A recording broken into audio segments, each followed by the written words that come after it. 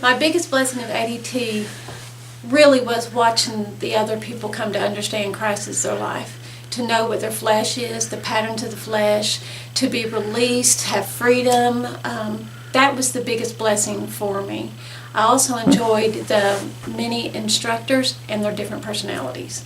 In particular, the relational idolatry.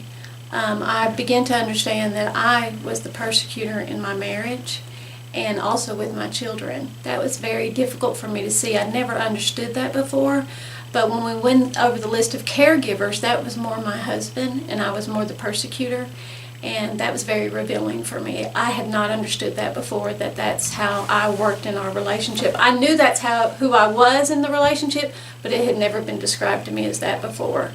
I'm glad that I have been set free from that, and I'm walking in a newness of life, that I am no longer the persecutor in our marriage, but I see him as my husband, but also no longer in the flesh, but as his spiritual being, I guess, who he is in Christ, and to live from Christ so I don't react in the flesh in a persecutor type of way.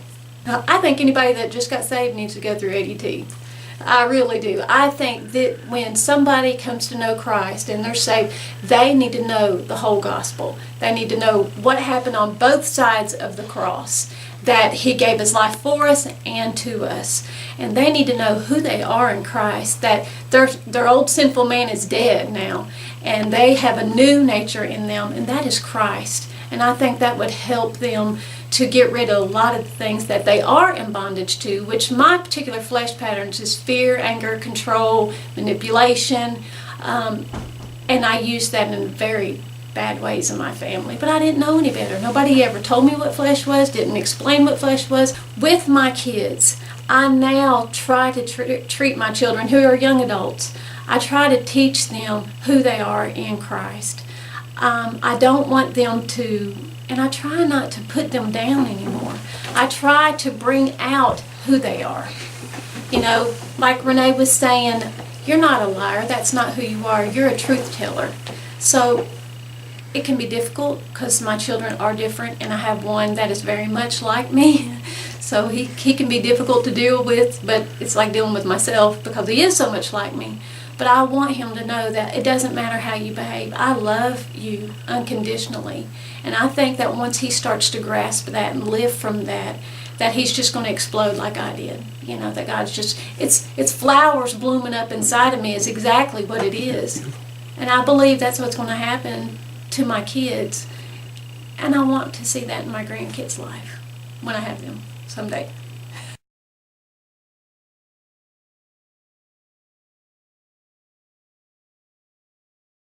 I think for me, as I look back on the journey I've been on, the performance-based acceptance is more about other people accepting me because of my performance. It wasn't so much God accepting me.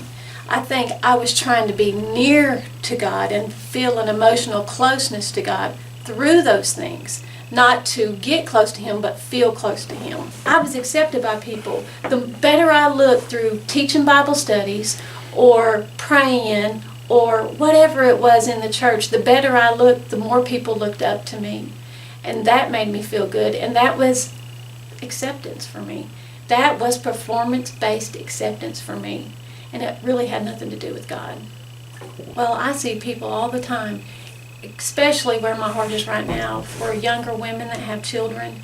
And in the world that we live in, their mind is so filled with stuff, and they don't know that they can stop that. That at the threshold of their mind, like Annabelle Gillum said, you can stop those thoughts get into your mind before they start forming all these lies and everything else.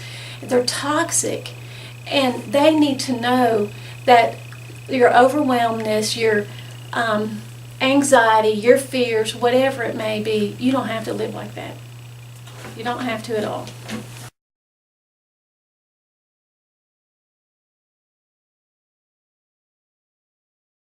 The three lies, the lies about God, the lies about myself, and the lies about others. Well, that was something God revealed to me. Now, the thing with that is through all this time, that had not been yet revealed to me yet. I knew, how do I explain this?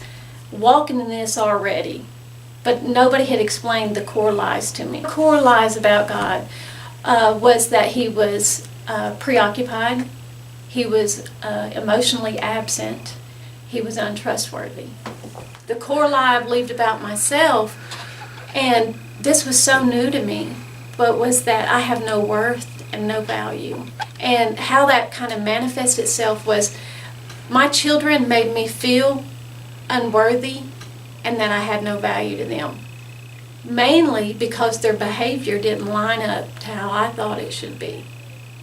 And I'm the type that if you wash the dishes for me, or you vacuum the floor, or you do your laundry, or whatever, I just feel the love. I feel, oh, you love me. Oh, thank you. You love your mom for that.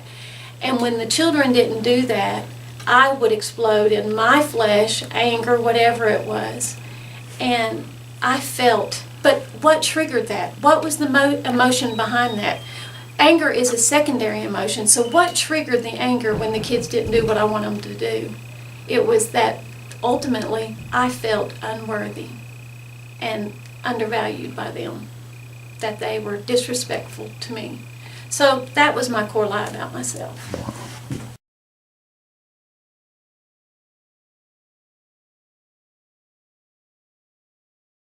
Liberty for me and freedom for me is no longer being enslaved to sin, to myself, to Satan, to lies. It's being free to be who God really created me to be. It's just taking off all the stuff from the world, from learned, whatever it may be. Just taking off that stuff and just being who God created me to be. It's foundational for me to learn who Jesus really is, that he is love. He is joy. He is peace. He is patience. He is kindness. He is goodness. He is faithfulness. He is gentleness. And he is self-control. And if that's who he is and that's who he is in me, then he will be that through me. So I can love my children and my husband and even the people that I don't really love. I can love them because love lives in me, or peace lives in me, and patience lives in me, or self-control lives in me. I can be who he created me to be because I'm created anew from the inside out. That's who I am. And I just come to realize that is who I am, And it's okay to be me. I don't have to be who I used to be anymore. I don't have to let fear, anger, control me anymore at all. I'm just going to tell you now, Jesus is everything to me. He is the most real thing in my life.